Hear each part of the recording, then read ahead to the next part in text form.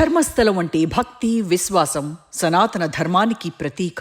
అలాంటి పవిత్ర స్థలాన్ని అపవిత్రం చెయ్యాలన్న కుతంత్రం ఎక్కడి నుండి పుట్టింది? ముసుగు ధరించి పుర్రెతో పోలీస్ స్టేషన్లోకి నడిచి వెళ్లిన చిన్నయ్య అనే వ్యక్తి వదిలిన అబద్ధపు బాంబు దేశాన్ని కుదిపేసింది. ధర్మస్థలంపై సామూహిక సమాధులు అనే భయంకరమైన మచ్చ వేసే ప్రయత్నం కేవలం ఒక వ్యక్తికి పుట్టిన బుద్ధి కాదు. దాని వెనక లోతైన కుట్ర ఉంది. ధర్మస్థలం అంటే మంజునాథుడు కొలువైన నేల. ఆ భూమి అపవిత్రమైపోయిందంటూ లేనిపోని అభాండాలు వేసిన నీచులను ఈ భూమి ఎన్నటికీ మరువదు.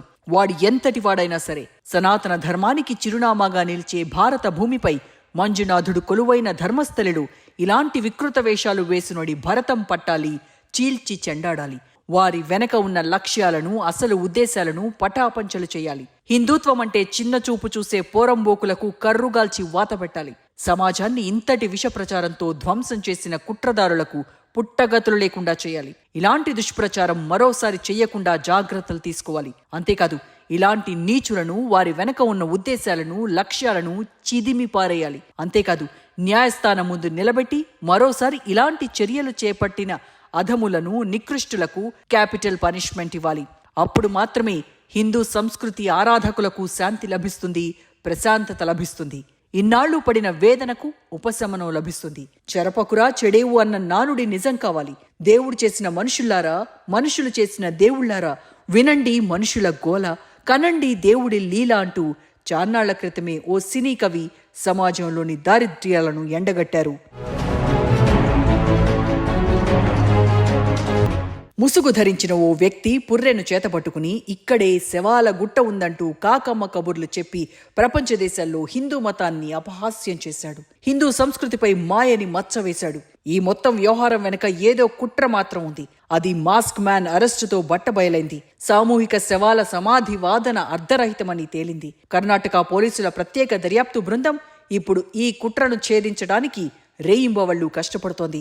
జూలై 3న కర్ణాటకలోని ఆలయ పట్టణం ధర్మస్థలంలో ఒక పోలీస్ స్టేషన్లోకి ముసుగు ధరించిన ఒక వ్యక్తి చేతిలో పుర్రెతో నడిచి వెళ్లి వందలాది మంది మహిళలను, వారిలో చాలా మంది లైంగిక వేధింపుల బాధితులను పూజ చేశాడంటూ సామూహిక సమాధి గురించి భయంకరమైన ఆరోపణలు దేశవ్యాప్తంగా సంచలనం సృష్టించాయి. అంతేకాదు, ప్రపంచంలోనే ఈ వార్త సంచలనంగా నిలిచింది. సనాతన ధర్మం గురించి, భారతదేశ ఔన్నత్యం గురించి మాట్లాడుకోవాల్సిన మంజునాథ ఆలయంలో ఈ వైపరీత్యమేంటని అందరూ షాక్ అయ్యారు. ఇలాంటి వాదనను ఒక సామాన్యుడి వ్యక్తం చేయడమేంటని అందరూ అనుమానించారు. ముక్కున వేలేసుకున్నారు. కానీ ఈ మొత్తం వ్యవహారం వెనుక ఎవరున్నారన్న దానిపై ఇప్పుడు ఎంతో చర్చ జరుగుతోంది. రాష్ట్ర ప్రభుత్వం సిట్ ఏర్పాటు చేస్తే బీజేపీ నేతలు ఎన్ఐఏ విచారణ చేయాలంటున్నారు. ఇద్దరూ విచారణ చేస్తే నిజమేంటో ప్రజలు అర్థం చేసుకుంటారు కదా అన్న అభిప్రాయం కూడా ఉంది. ఎందుకంటే సిట్ను బీజేపీ నేతలు నమ్మరు, ఎన్ఐఏను కాంగ్రెస్ నేతలు నమ్మరు. ఒకవేళ ఇద్దరి రిపోర్టు ఒకేలా ఉంటే అప్పుడు జనం ఎలా అర్థం చేసుకోవాలనుకుంటే అలా అర్థం చేసుకుంటారు. ఒకవేళ వేరువేరుగా ఉన్నా మరోలా అర్థం చేసుకుంటారు. మొత్తం వ్యవహారంలో ఎవరు తప్పు, ఎవరు ఒప్పు అన్నది పక్కన పెడితే సనాతన సంప్రదాయానికి చిరునామాగా నిలిచిన ధర్మస్థల ఔన్నత్యం మంట గలిపిందెవరు? కానీ ఈ ఒక్క దాడి మాత్రమే హిందూ మతాన్ని దెబ్బతీయదు. హిందూ మతం ఇలాంటి వైపరీత్యాలను ఎన్నో చూసింది. 100 ఏళ్లుగా హిందూ సంస్కృతిని ఆకాశమంత ఎత్తున నిలబెట్టింది.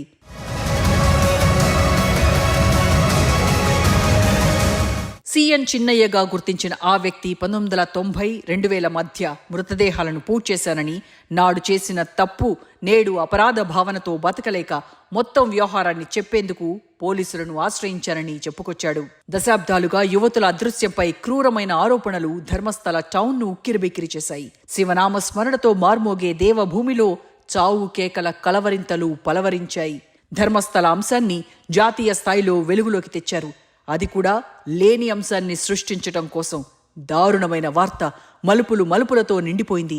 సిఎన్ చిన్నయ్య సమాధులుగా చెప్పిన 13 ప్రాంతాల్లో 2 మాత్రమే మానవ అవశేషాలు కనుగొనడంతో అసలు మొత్తం మిస్టరీ వెనక ఏముందన్న దానిపై ఫోకస్ పడింది. చిన్నయ్య ఫేక్ ఆరోపణలతో జైలుకు వెళ్లాల్సొచ్చింది. ఆయన మాజీ భార్య, మరికొందరు పరిచయస్తులు చిన్నయ్యను ఒక అబద్ధాల కోరని, నోరు తెరిస్తే నిజం చెప్పడు అనటంతో మొత్తం వ్యవహారం ఇప్పుడు చర్చనీయాంశమైంది. ఎవడో కౌన్ కిస్కా ఎప్పుడో అక్కడ పనిచేసి ఉంటే ఉండొచ్చు. అలాంటి వాడు చెప్తే అసలు దేశమంతా వినేలా పరిస్థితి ఎందుకొచ్చిందన్న చర్చ రచ్చగా మొత్తం వ్యవహారం ముగిసింది. అంటే దీని వెనక ఎవరో ఉన్నారు, ఎవరో ప్రయోజనాలు కాపాడే ప్రయత్నం జరుగుతోందని రుజువైంది. చిన్నయ్య అబద్ధపు సాక్ష్యం చెప్పినందుకు పోలీసులు ఆయనను అరెస్ట్ చేశారు. కుట్రలో భాగంగా అలాంటి ఆరోపణలు చేయమని తనను బలవంతం చేశారని పోలీసులకు చిన్నయ్య చెప్పాడు. దీంతో ఒక్కో విషయాన్ని పోలీసులు నిగ్గు తేల్చే పనిలో పడ్డారు.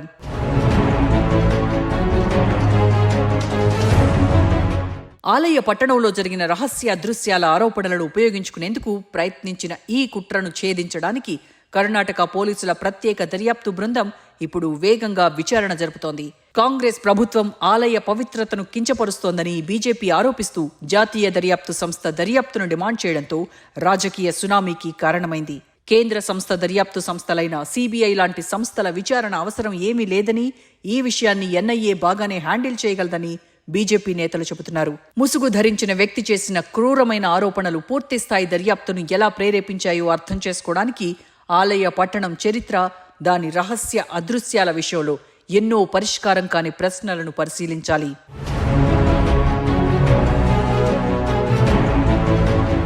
బెంగళూరు నుండి దాదాపు 300 కిలోమీటర్ల దూరంలో ఉన్న ధర్మస్థలలు 800 సంవత్సరాల పురాతనమైన మంజునాథేశ్వర స్వామి ఆలయానికి కేంద్రం.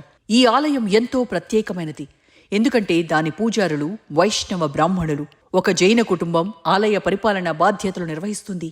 పురాణం ప్రకారం జైన అధిపతి బిర్మన్నా పెర్గాడే కలలలో ధర్మ సంరక్షక దేవదూతలు కనిపించి వారి పూజ కోసం తన ఇంటిని ఖాళీ చేయమని కోరారట. నెల్లియడి బీడు అనే ఇంటిని ఆలయంగా మార్చారు. బిర్మన్నా పెర్గాడే వారసులు అప్పటి నుండి ఆలయ పరిపాలన బాధ్యతలను చూసుకుంటున్నారు.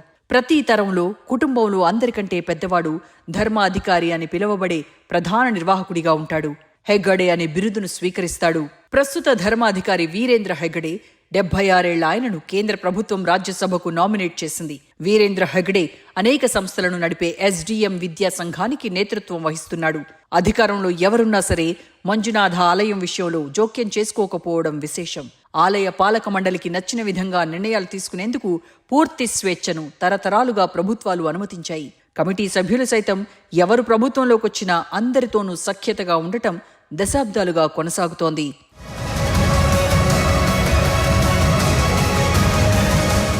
ధర్మస్థలలో 17 ఏళ్ల సౌజన్య అత్యాచార హత్య పెద్ద దుమారానికి దారితీసింది. లేని విషయాలను ఉన్నట్టుగా ప్రచారం చేయటంతో అసలు వ్యవహారంపై అందరి ఫోకస్ పడేలా అయింది. దశాబ్దాలుగా మహిళలు, వారిలో చాలా మంది మైనర్లు ధర్మస్థలం నుండి అదృశ్యమై మరణించారని పుకార్లు వ్యాపించాయి. ఈ మొత్తం వ్యవహారాలను సంస్థాగతంగా కప్పిపుచ్చారనే ఆరోపణలు వెల్లువెత్తాయి. అలాంటి ఆరోపణ 1987లో మొదటిసారిగా వినిపించింది. అప్పుడు పద్మలత అనే 17 ఏళ్ల బాలిక చనిపోయిందని ప్రచారం జరిగింది.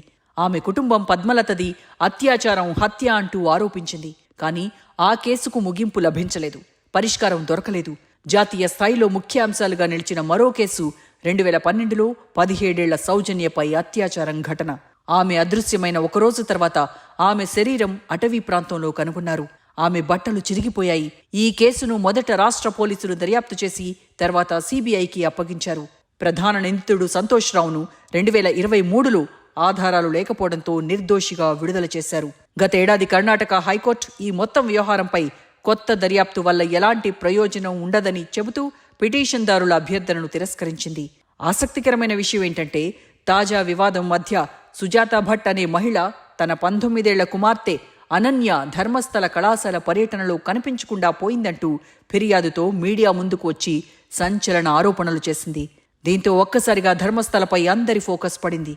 ఎందుకు, ఏమిటి, ఎలా అన్న రీతిలో జనం దీనిపై చర్చించుకోవడం మొదలుపెట్టారు. కానీ కొన్ని రోజుల ఆరోపణల తర్వాత ఆమె తాను అబద్ధం చెప్పానని, చేసిన ఆరోపణలను వెనక్కి తీసుకుంటానంది. అయితే ఈ మొత్తం వ్యవహారం వెనక ఉన్న విషయం తెలిసినా ఆశ్చర్యం కలుగుతుంది. తన కుటుంబానికి ఆలయం నిర్వహణ అధికారులతో ఆస్తి వివాదం ఉందని, కేసుతో సంబంధం ఉన్న కొందరు వ్యక్తులు ఆరోపణలు చేయమంటేనే తాను ఒత్తిడికి గురై ఆ విధంగా చేశానని తర్వాత అసలు విషయం వెల్లడించింది. అసలు సుజాత భట్ తనకు కుమార్తె లేనే లేదని చెప్పింది. ఆ తర్వాత కొద్ది రోజులకు ఆమె మళ్లీ యూటర్న్ తీసుకుంది. తనకు ఒక కుమార్తె ఉందని చెప్పింది. కానీ యూట్యూబర్లు తొలుత తనను అబద్ధం చెప్పమని బలవంతం చేశారంది. ధర్మస్థల కేంద్రం నుంచి వస్తున్న సమాచారం, నివేదికల ఆధారంగా ధర్మస్థలలో తప్పిపోయిన వ్యక్తుల సంఖ్య, అసహజ మరణాల సంఖ్య దాదాపు 400 వరకు ఉందని అంటున్నారు. కానీ అలాంటి వాదనలను రుజువు చేసే లోతైన దర్యాప్తు లేకపోవడం విశేషం.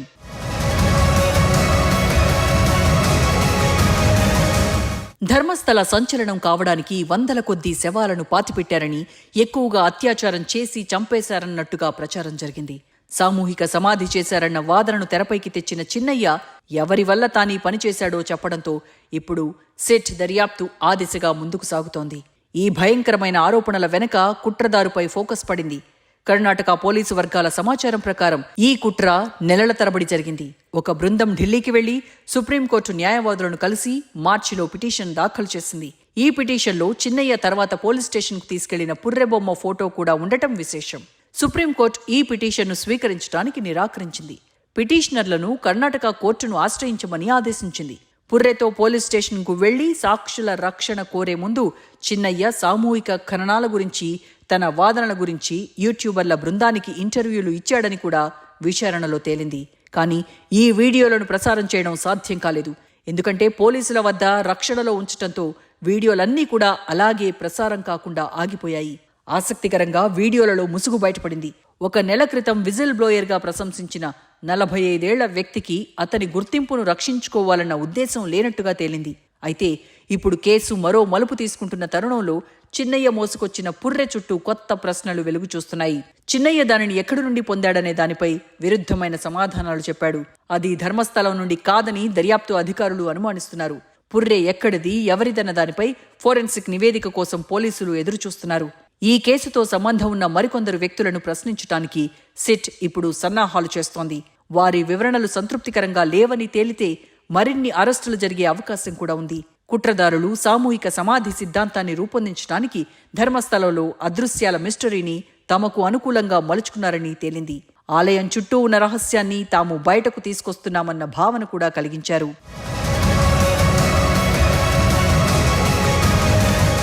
సామూహిక సమాధి ఆరోపణలు ఊహించినట్లుగానే రాజకీయ దుమారం రేపాయి.